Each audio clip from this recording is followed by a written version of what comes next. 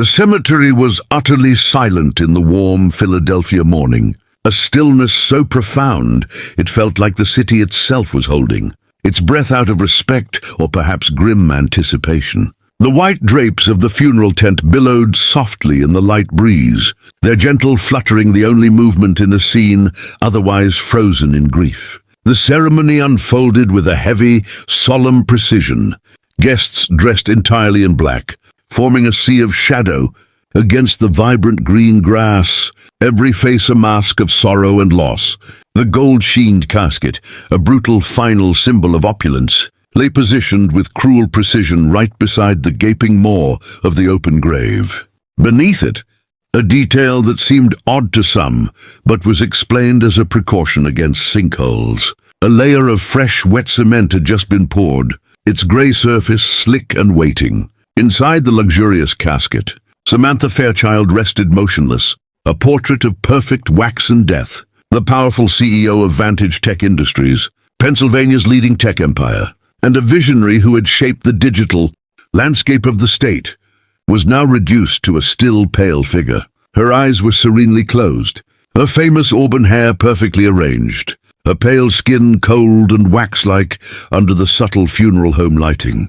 Peter Fairchild, her husband of 12 years, stood vigil beside the casket, a figure of impeccable grief, a neatly folded white handkerchief clutched in his manicured hand. Tears shimmered convincingly in his eyes, catching the light as he occasionally dabbed at them. His shoulders slumped under the weight of his supposed loss. Pastor Samuel Green, an elderly man with a voice like worn gravel, cleared his throat gently, preparing to offer the final prayer. The last words before earth would meet polished wood.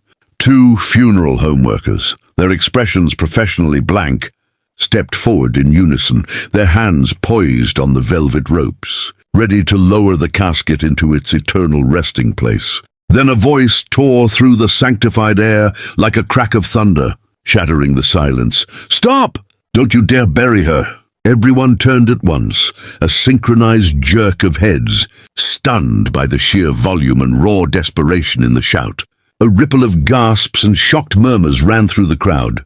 Some people instinctively, immediately raised their smartphones, recording the bizarre scene unfolding before them, modern curiosity overriding ancient decorum. At the very back of the crowd, a man in a worn, faded blue work uniform, the kind worn by factory technicians or janitors, was pushing his way through with a frantic, single-minded urgency.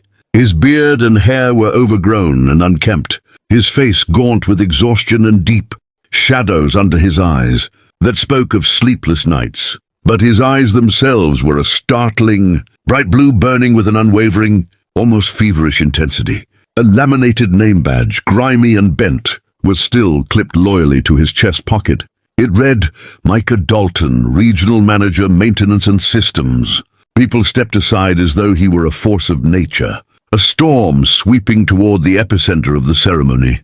Their faces a mix of confusion, indignation, and morbid fascination. Micah pointed a trembling finger straight at the casket, at the figure of Samantha within. His hand shook with a combination of adrenaline and fear, but his voice, when it came again, was rock-solid and clear, cutting through the murmur. "She's not dead. I'll say it again for everyone to hear. Do not bury her." A susurrus of whispers broke out. "Who is he?" An elderly woman whispered behind her hand. "Is he the groundskeeper? Drunk or something?" Another murmured. "Security!" "Where is security?" A male voice barked with authority. Two bulky guards in dark suits, who had been hovering discreetly near the family, stepped forward to block Micah's path. But Micah, moving with the slippery grace of a man who has nothing left to lose, sidestepped one and used the other's momentary hesitation to slip past his outstretched arm, continuing his relentless march forward. The morning wind kicked up the ragged hem of his uniform jacket like desperate wings. He finally stopped at the edge of the green carpeted platform where the casket rested, turning to face the entire assembled crowd of executives, politicians, family friends, and curious onlookers. "My name is Micah Dalton," he announced, his breath coming in unsteady gasps from the run and the overwhelming pressure. "Listen to me, please. This woman, Samantha Fairchild, is still alive. Peter Fairchild, who had been the very picture of grieving dignity, froze. Every trace of sorrow evaporated from his face, replaced first by shock, then by a hardening mask of fury, his expression turning as cold and immovable as stone. "Get this raving lunatic out of here immediately!" Peter snapped, his voice a whip-crack of command that echoed in the tent. "Sir, you must respect the dead and let us grieve in peace. Samantha was my wife, my heart. She has passed. We are here to lay her to rest with the dignity she deserves." The crowd murmured, a wave of sympathetic agreement for the widower rolling through them. The pastor lowered his Bible, his brow furrowed in deep concern and theological confusion. The two workers, unsure, took a step back from the casket, their hands dropping from the ropes. Micah pointed again, his gesture now firm, accusatory, his voice gaining strength with each word.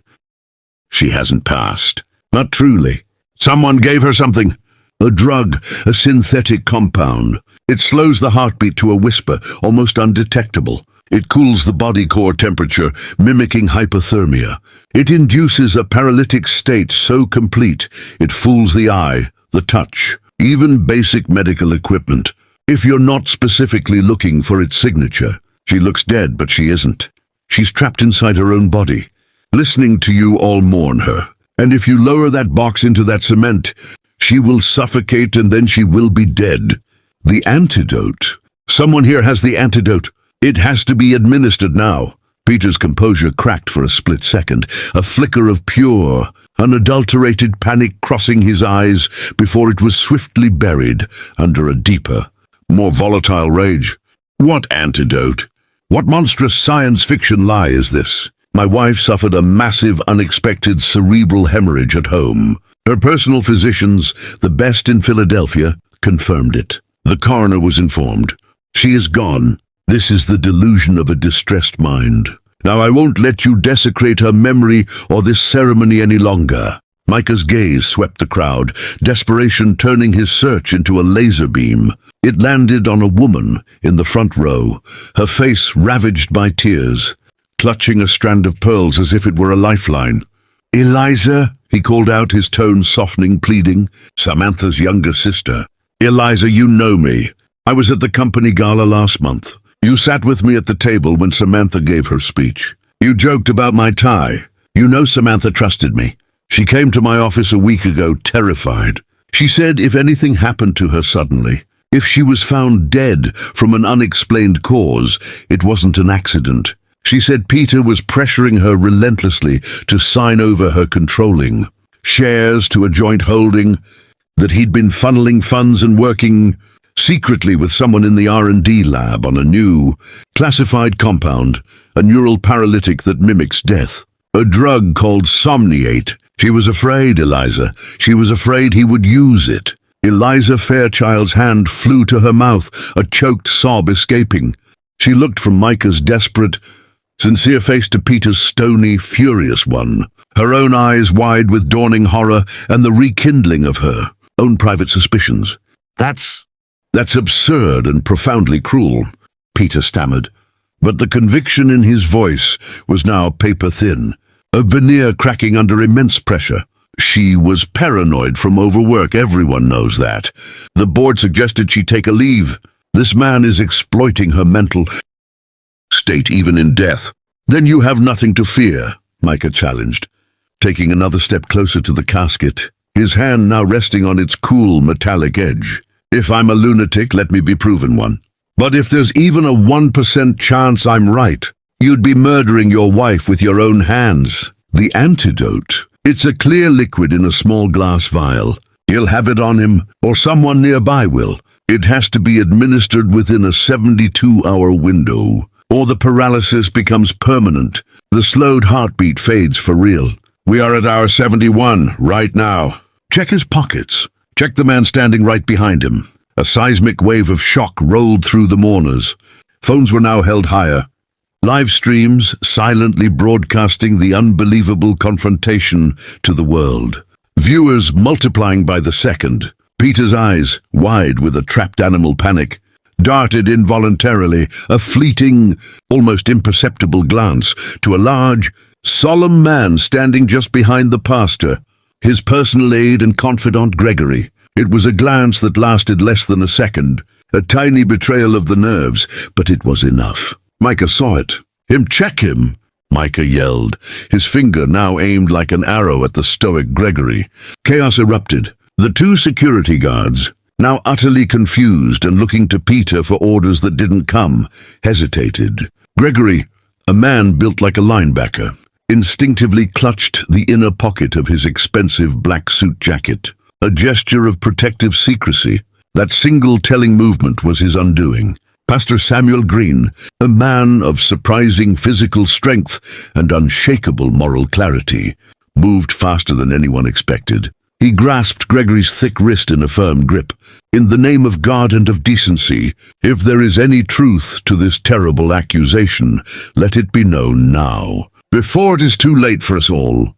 A brief, tense struggle ensued, a scuffle of grunts and shuffling feet on the carpet. From Gregory's inner pocket, dislodged by the pastor's tug, fell not one but two small, medical-grade vials filled with a colorless liquid. They clinked together and rolled on the close-cropped grass, glittering like malignant diamonds under the morning sun. The entire cemetery fell into a dead, breathless silence, broken only by the faint, growing wail of approaching police sirens in the distance. Peter Fairchild's face completely collapsed. All color drained from it. He backed away a step, his hands rising in a pathetic gesture of surrender to the hundreds of accusing eyes, now burning into him. The lenses of countless phones capturing his guilt for posterity. Micah didn't wait for permission.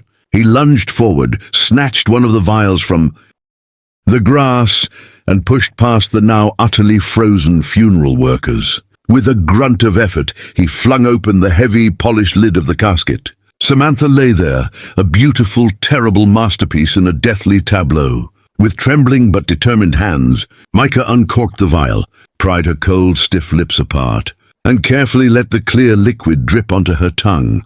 He then began rhythmic, firm chest compressions, his own breath coming in ragged, pleading gasps. "Come on, Samantha. Come back to us. Fight it. Come back," he pleaded, his voice a raw whisper amidst the silent crowd. For a full, agonizing minute, nothing happened. The world watched, a collective breath held in 1,000 lungs. Peter tried to melt into the crowd and flee, but was grabbed by several outraged guests and held fast. Then a sound, a faint, wet, choking cough from the casket, a violent flutter of Samantha's eyelids, a shuddering, shallow breath that deepened into a desperate, ragged gasp. Her chest rising on its own for the first time in days. Her eyes opened, cloudy and disoriented at first, then slowly clearing, their sharp green intelligence returning as they focused with blurry recognition on Micah's weary face leaning over her. A raw, bewildered sound, a mix of a moan and a question escaped her pale lips. The crowd erupted, not in cheers, but in a cacophony of screams, cries, shouts, and sobbing relief. The police sirens grew deafening as 3 cruisers skidded to a halt on the cemetery road, officers pouring out. In the chaotic aftermath, the immediate arrests of Peter and Gregory, the frantic arrival of paramedics who confirmed Samantha was alive, weak and severely dehydrated but with a strong, steady heartbeat. The barrage of questions from detectives. Micah Dalton stood apart, an island of exhausted calm. He watched as Samantha, wrapped in a silver thermal blanket, was carefully helped onto a gurney and into the waiting ambulance. Just before the doors closed, she turned her head, her eyes searching through the chaos. They found his. She gave the slightest, most fragile nod. It was a nod of profound thanks, of grim recognition, of a truth that had come within minutes of being buried forever under wet cement. He had been her regional manager of maintenance, yes, but also the man she had secretly tasked with auditing the Shadow R&D project. Her husband had funded from hidden accounts. Micah, with his system-level access and old-school diligence, had found the Somniate files and the failed animal trial logs the very night she collapsed. He had spent 3 days in a panic, piecing it together, tracking purchase orders, knowing time was running out. Knowing the private, rushed funeral was his last possible chance to stop the irreversible. The police took his lengthy statement. The news channels clamored for an exclusive interview, but Micah just walked away through the quiet. Orderly rows of silent headstones, the immense, crushing weight of the last 3 days finally lifting from his shoulders. He had done his job. He had kept his promise. Back at his small, sparse apartment, he finally turned on his old phone. It buzzed and lit up endlessly with notifications. He ignored most, but later he knew he would tell his story. He would share this incredible tale of a life nearly stolen, of corporate greed and intimate betrayal, and of a stubborn truth that refused to be buried. And he realized there were more stories like this out there hidden, stories of quiet kindness, of immense courage, of truth and justice prevailing against terrifying odds. He decided in that moment that he would find them and share them, to remind people that light, however faint, can always pierce the deepest, most carefully planned darkness. And if you want to hear more stories like this, true stories of kindness, courage, and the incredible human spirit, then remember to visit my channel, Kindness True Stories. Don't forget to like, share, and subscribe. Your support helps bring more of these powerful, real-life narratives to light, reminding us all of the good that still exists in the world. Hit that notification bell, and so you never miss a story that might just restore your faith. Thank you for watching, and remember, no matter how deep the plot, truth always finds a way to the surface.